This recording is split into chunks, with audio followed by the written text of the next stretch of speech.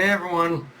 Okay, so right from the jump, the episode wraps up the fight with Mafuyu, but it's what happens in the aftermath of the fight that is kind of more interesting to talk about, which is that we learn Mafuyu himself is not so much interested in the test, or honestly, even just becoming an assassin. Like to him, all of that is kind of a means to an end in order to get a seat at the table of the order. Now, as far as his reasoning why, it is still a mystery, as I haven't gotten to that point in the manga yet of discovering his motivations, but I imagine it is something to do with his brother Seba.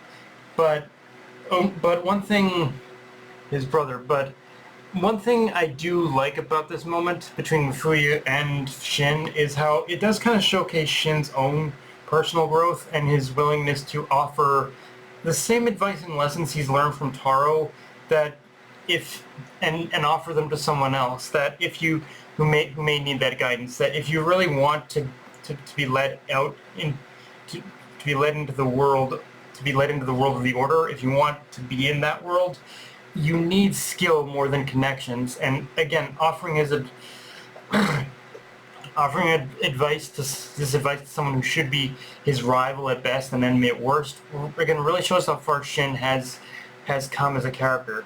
Yeah, it's just too bad that Mafuyu himself is an immature little prick who can't appreciate those kind of life lessons. But although I guess that does kind of make it more interesting to see how Mafuyu does mature beyond this point, since he already is kind of an immature little asshole.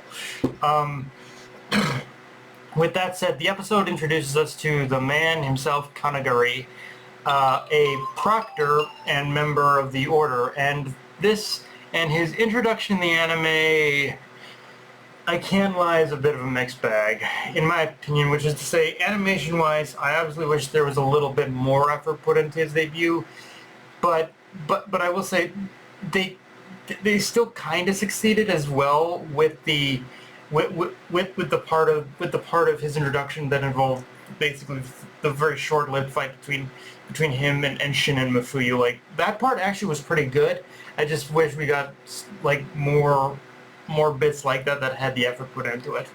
Um, it is on the flip side of that, though, the voice casting they got for Kanaguri is just pure perfection. In Japanese, he's voiced by Satoshi Hino, who's the voice of Rengoku from Demon Slayer, and Prince Takagi from Bakuman. And in English, Kanaguri is voiced by the Chad himself, Crispin Freeman. And holy shit, like, in both cases, they are perfect castings. Like, these are the type of castings that absolutely capture the psychotically eccentric character that basically is Kanaguri. Like, the man is a psychopath in every sense of the word, and yet he has the eccentricities of a fucking film director, and that is of a film director like, say, I don't know, Steven Spielberg or something. And it's just that little that it's just how these actors portray that mix of character that really just kind of works for me. And I guess that shouldn't be too surprising, but in Crispin's case, like, I've become so accustomed to him playing the methodical and calculating characters like Itachi, that seeing him playing somewhat against that type was a little bit of a whiplash to me, but the best kind of whiplash, because Crispin really is the perfect casting for that role, as he was just like, he was big, bombastic, and yet still so psychotic in his portrayal of Kanaguri. Like, it all fits. Now, in saying that, this episode really did give Akira her moment to shine, as in an ironic twist, despite wanting to become an assassin so she wouldn't have to become what her family expected of her. It's those very same skills that saved the day, as using everyone's clothes, she managed to stitch together a makeshift parachute. Now, admittedly, one of the key differences about this moment in the anime compared to the manga is the anime made it much more clear that the one who was asking her to stitch up their coat was Akao. Taro, like, was the cow. The cow Taro knew from the past, whereas in the manga, because it was just a shapeless silhouette of the character, I had assumed at the time was either like her mother or father. So in that case, in this particular instance, the anime does kind of have a better presentation of these events simply for the fact that we actually know who the character from the flashback is. And there is that more direct connection established at the end of the episode with Taro recognizing the stitch pattern was as probably very likely something Akawi also used to stitch up his and Nagamo's clothing. So we're kind of planting the seeds for Taro to start asking who is the girl called Akira. I and it is kind of interesting how even the how even it is kind of interesting though how Akao was also kind of I think at the very loosely supportive of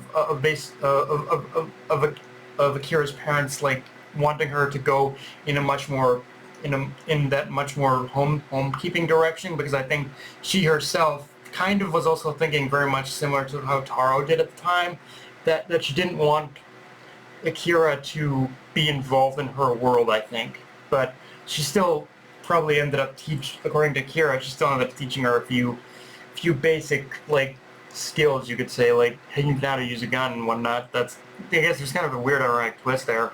Um, Getting back to Kanaguri for a minute though, let's just let's just say this episode really did cause blaring red flag alarms to go off in my head as the moment Kanaguri took interest in Akira.